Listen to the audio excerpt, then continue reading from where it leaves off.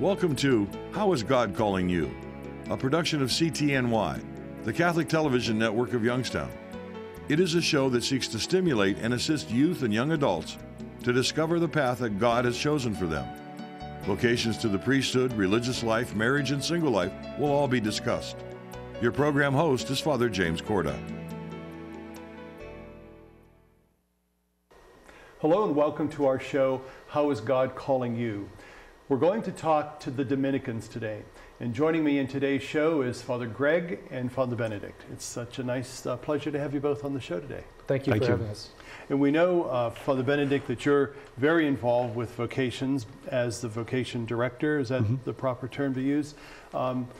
Before we get into our discussion on specifics about the Dominicans, let's talk a little bit about what the whole thrust of vocations are nowadays.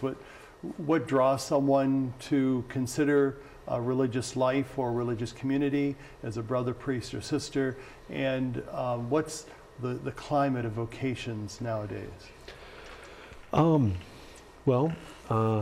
We have many young men talking to us. I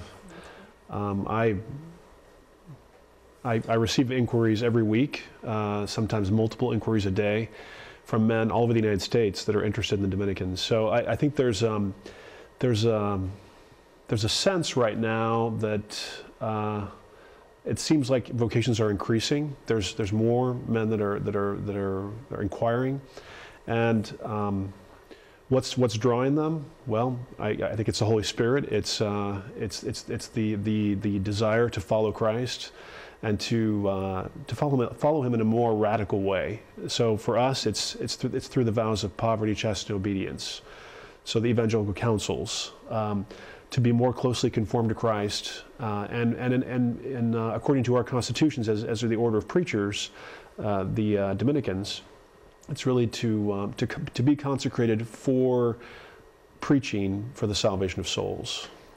And Father Greg, when we talk about vocations, obviously there's a difference between vocations and career and job. And in your experience as a Dominican, how has that whole sense of vocation been part of your life, and how has it been different for others who are in jobs or careers? Well, it's interesting. I have been in the Dominican order for 24 years now, 6 years studying philosophy and theology, and then 18 years a priest.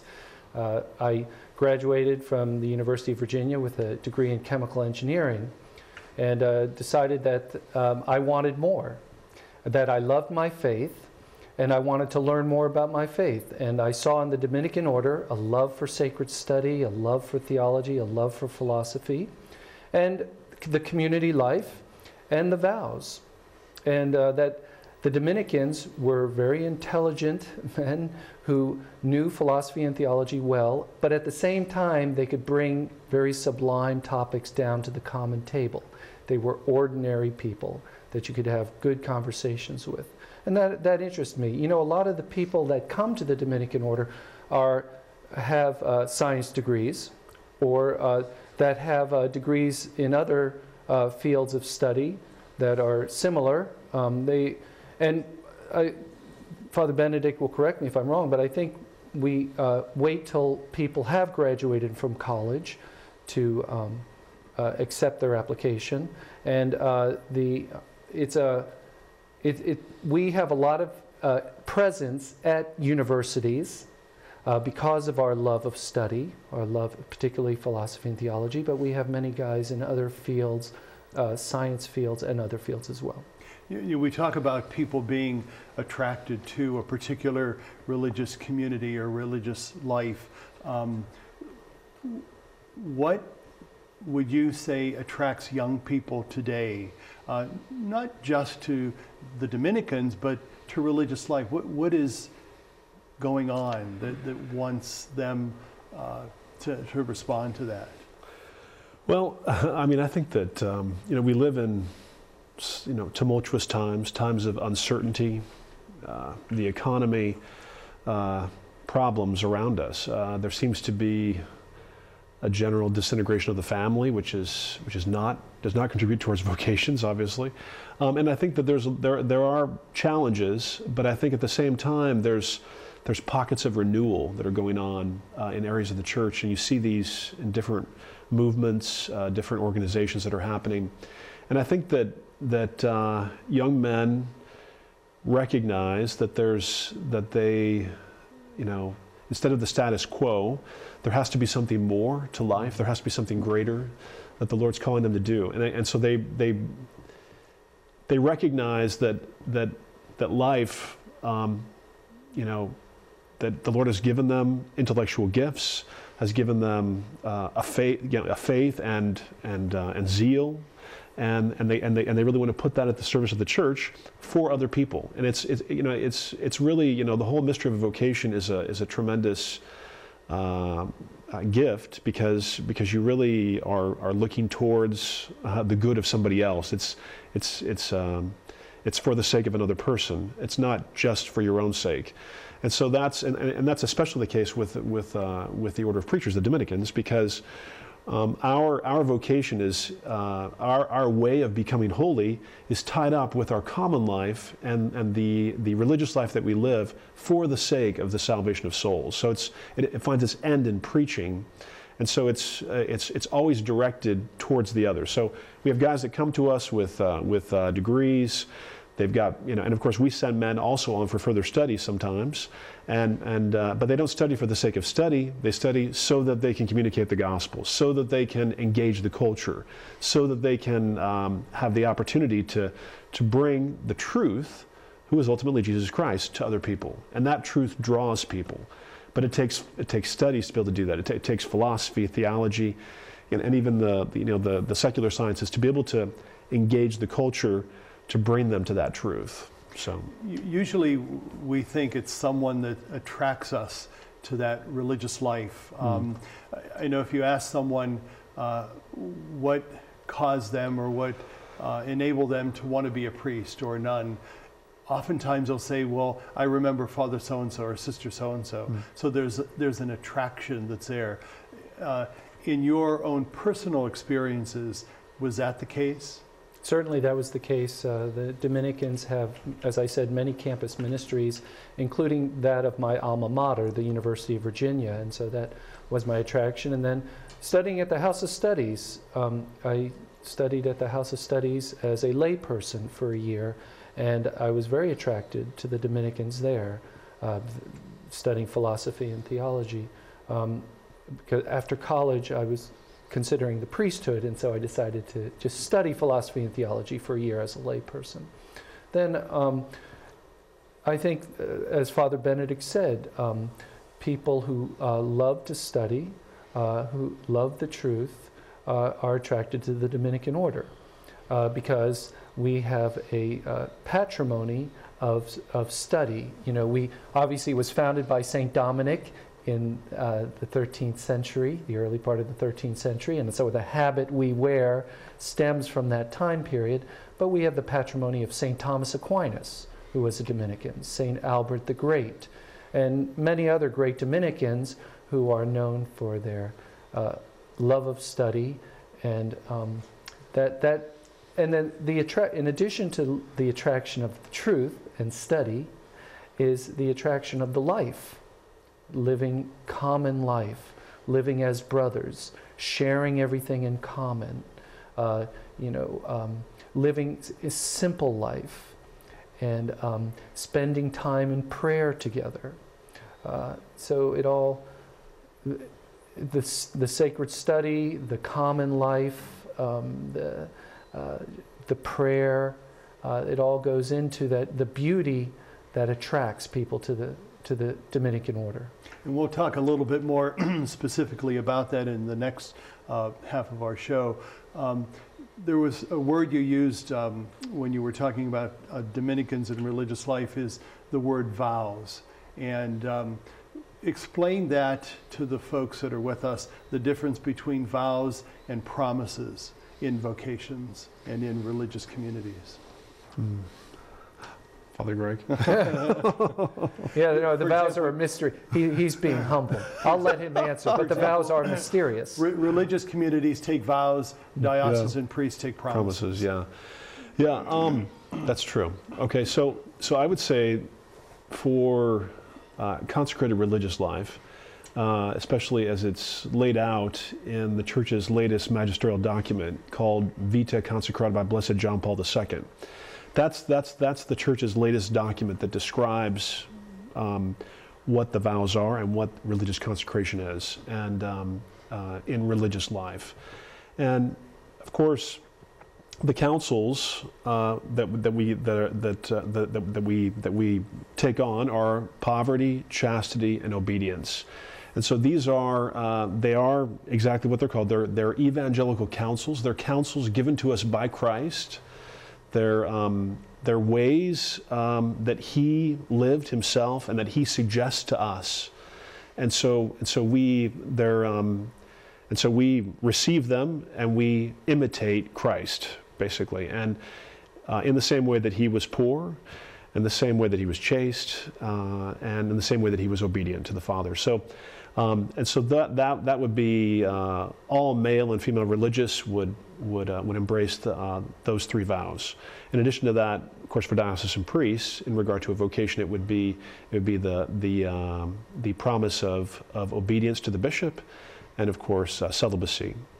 So, and the diocesan priest, of course, you could speak better this than I could, would handle his own finances. But so they're related to each other, but for us, we share all things in common. So the vow of poverty would require that if I receive a stipend for doing a retreat somewhere, or I celebrate a mass somewhere, or if somebody gives me money somewhere, it's not my money.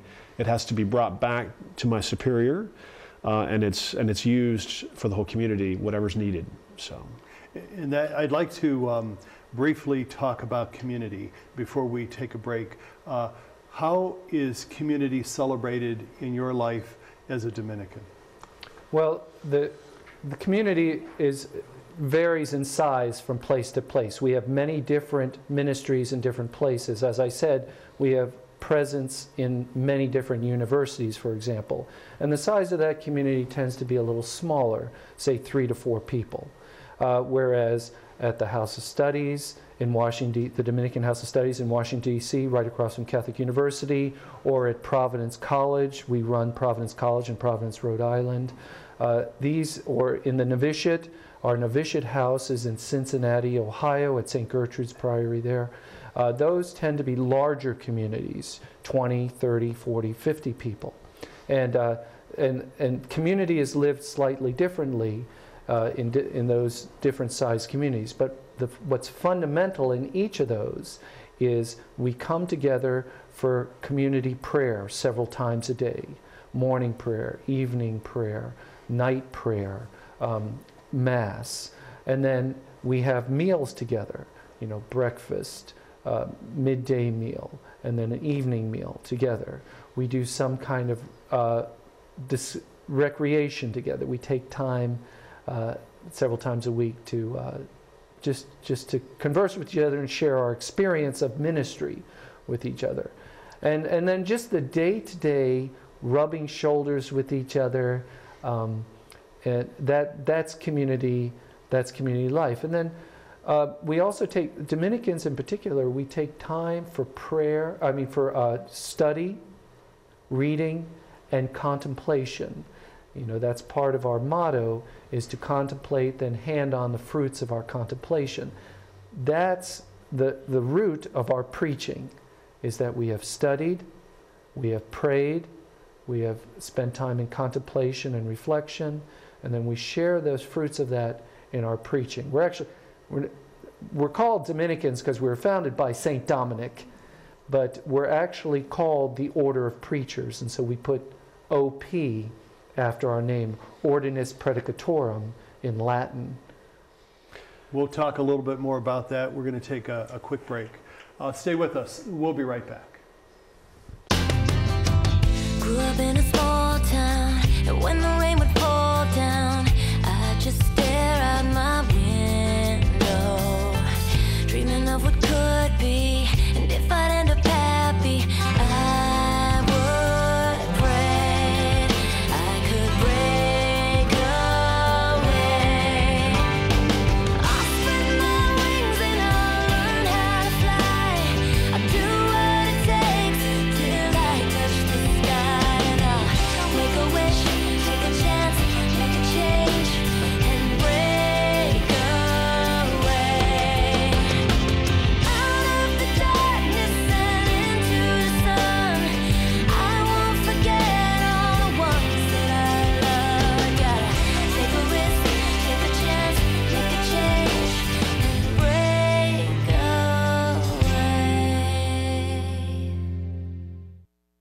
Welcome back to our show. We're talking with Dominicans, Father Greg and Father Benedict. We ended up by talking about the OP, the Order of Preachers. Now, am I correct in saying that that would be a charism of your community, the preaching aspect of it? Yeah, certainly. There was actually St. Dominic, early on in the order, when he founded the order some 800 years ago, he actually sent the novices out to preach, 2 by 2. So now we're careful to send novices out to preach, but generally the brothers are formed in philosophy and theology. In other words, the intellectual life is strong and able to engage, so that we can communicate to people and to preach. So, but yeah, so the order was founded by St. Dominic in order to deal with problems at the time in which he lived. So he himself, St. Dominic was actually a canon regular, which is something like a monk who lives in the cathedral. So he was that before he started the Order of Preachers. And in his dealings with the bishop and travels, he found lots of problems throughout Europe, and so there was a great need to bring the truth of the gospel out to the people, and so he received the proper permissions from the Pope and from the bishop to start an order of itinerant preachers in order to communicate the gospel and really to bring the truth of the gospel to God's people. Because the biggest problem is that when you have a crisis of truth, when people are ignorant, especially in regard to the essentials of the faith, it creates all sorts of problems. So at the time of St. Dominic, there was a kind of dualism called Albigensianism, is one of the ways that it was called, and it was a dualism where you have things that are spiritual, such as of God, and things that are material, such as the human body or anything material. And so people equated those two as warring with each other. So the spiritual was good, the material was evil, and that somehow they were fighting over each other for human souls. And this is just a skewed understanding of creation. So St. Dominic came into that in order to communicate the goodness of creation, which we see in the book of Genesis, and of course Christ took his human nature from the Blessed Virgin Mary. So he's fully God and he's fully human. So the material world cannot be evil. The material world is good. And so this is one of the ways that Dominic preached the truth in order to, this kind of incarnation, this God becoming man, is a major theme in our preaching. So the Dominican points out what's good also. It doesn't just condemn. Some things need to be condemned, right? but evil should be called evil. But there are many good things where the Lord is working. And so the job of the Dominican is to point that out and to bring people to what's true and what's good. And that ultimately is Jesus Christ.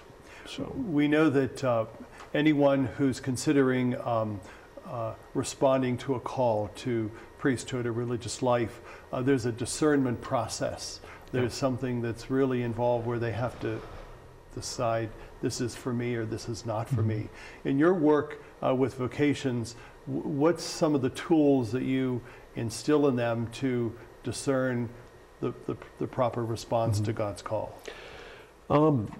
Well, we have different books. Like, for example, we recommend that a young man read an autobiography of St. Dominic, or not a biography, not an autobiography, because he didn't write an autobiography, a biography of St. Dominic so that they can understand his life and the time in which he lived. So that sort of gets things rolling. But I think also to come and to meet Dominicans firsthand, to make a vocation weekend with us. We have a huge presence on the web. So our website, DominicanFriars.org, has a lot of information about what's happening in our province. And then I have a blog, which is linked to that website, specifically for men who are discerning a vocation. And we have many resources on there about how to discern, how to find a spiritual director, for example. You know, what is spiritual direction, what it is, what it isn't, how that can be helpful for someone to sort out whether or not the Lord is calling them. And of course, as vocation director, you know, one thing that I always tell men to do is they have to have some balance in their life. You know, they have to put the Lord first. The prayer life is essential. So that personal prayer, you know, holy hour, and I would say anybody who's thinking about a vocation to be a priest should be attending Mass every day, entrusting your vocation to the Blessed Virgin Mary, praying the Rosary every day. And of course, Dominicans wear the Rosary on our belt. You know, and then also to be connected socially with other good Catholics your own age. So if you're a young adult, to be connected with a young adult group, and to be involved with building up the church, and to have that experience of even teaching the faith, which is very close to what our charism is. So we have teachers, we have preachers. What are some of the and I hate to even say this, the types of people that are being attracted to religious life and religious communities? Is there a certain type of person, or how has that changed in your experience, but also in our experiences as being part of the ministry for so many years? How do we see that changing? Well, as Father Greg said, it's not possible to come to us if you believe you're being called to be a Dominican priest until you have finished a 4-year degree. So we take men after they've finished university. It is possible to come after 2 years of college or after some work experience if you're interested in being a brother. So we have a vocation called Cooperator Brotherhood, which is what St. Martin de Porres was from Peru. St. Martin de Porres was a brother, he was not a priest. And so we do take men into the Dominican order also who cooperate in the mission of preaching. And sometimes it's an internal ministry, it might be catechetical, it could be involved with different things. But so some men come to us who don't have big degrees or don't even have a college degree, but most of the vocations that come to us are men that have finished college, some kind of a degree. Many times it's scientific. You know, they have a degree in science, you know, chemistry. We have a young man who's coming to us right now who has a degree. He has a doctorate in economic history. So last year we had a young man with a degree in physics and of course history. So there's lots of different kinds of degrees that they've studied, but many times it's sciences for some reason. Of course, that fits with the Dominican tradition because of Saint Albert the Great, who was the professor, the teacher of St. Thomas Aquinas. He himself was a scientist also. Now, do you have many men that are looking at being a priest or a brother? I mean, is there a number? Like, do you have more that are interested in being a brother or more being a priest? Well, I wish that we had many that were interested in being brothers and priests, but it seems that most of the men who come to us right now are interested in Dominican priesthood. But I think that a lot of men don't even know that the Dominican order takes brothers as well. So I think that if they knew that, if the news of that spreads, then I think that more would come to us. Some people who maybe just don't feel called to the priesthood, but still feel called to consecrate their lives to Christ and to cooperate in a worldwide mission of preaching the gospel. So, yeah, we have many vocations actually. The Lord's been very good. We've been very blessed. Right now I'm talking with about 190 men. So. I get new inquiries all the time. I'm taking people off my list. they're coming on the list, and I try to communicate with them. It's very, there's a lot of interest, and people come, they seem to muster up the courage to contact me, and then they kind of lose zeal, then they might come back after a year or two. So they're all different levels of interest. And Father Greg, when we're talking about our show, basically the title is "How is God Calling You?" So we're trying to elicit responses from people. What would be some questions that you would ask those who are out there who maybe are discerning or maybe looking or searching? What would be some of the questions you might ask them to pursue some kind of relationship with religious life or with church even? Yeah, well, when people have, when the thought about the priesthood crosses their mind or religious life, they come to us and they ask us, what do I have to do? Well, the first thing I tell them to do is that they need to get hold of our vocation director, which can be a scary thing, I understand. And so I always say, but I also want, call me, let's talk. Come to the church, come pray with us, come talk with us, come in and have a meal with us. Eat meal with us. See what our life is like. And it is very different from the world, the life we live. And so there's a little bit of, a difference there that you have to get used to. But we do try to make it so that we are available to people to talk with us, and that our life is transparent, that come and spend some time with us and talk with us. I always recommend that they read St. Thomas Aquinas, or they read some good Catholic book about Catholic theology and Catholic philosophy. Don't try to bite off more than you can chew right away. Start off simple. And then I recommend all kinds of reading that I think they should do, because in this day and age, a Catholic has to be educated. There may have been a time in the Church's history when a Catholic did not have to be educated. If there ever was such a time, that time is past. And because there's too much in our culture militating against fostering a vocation. So one definitely needs to be educated. And one needs to pray. We have about 1 minute left. Mm-hmm. Anything that you would like to tell the young folks that are with us that might be discerning? Okay, well, I would say get onto our website, DominicanFriars.org, click on Vocations, and you'll see information about the Dominicans. Then come to my blog, read about the Dominicans, and then come visit us. Father Gerg was telling you about the Dominican House of Studies in Washington, D.C., just across from Catholic University. It's one of the largest Dominican houses in the world. We have about 80 friars on the house. We have 50 brothers in formation right now. We have 11 novices in Cincinnati, and there's about 30 priests. So it's a large community. So if you came, you'd have the chance to meet other people your own age, and also to pray with us, to learn more about the order, and to see if this is where the Lord is calling you. So, Father Benedict, Father Gregory, thank you very much for being with us and taking the time to share your vocation with us. Thank you for having us. Thank you for being with us. Have a nice day, and God be with you.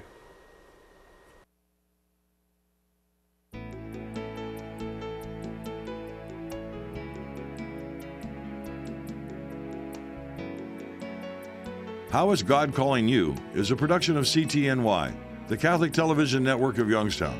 Your program host was Father James Corda.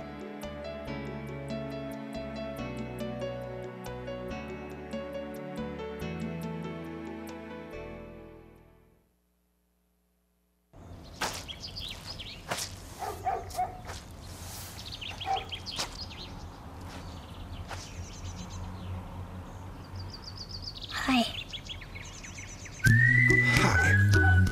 Patience. Pass it on.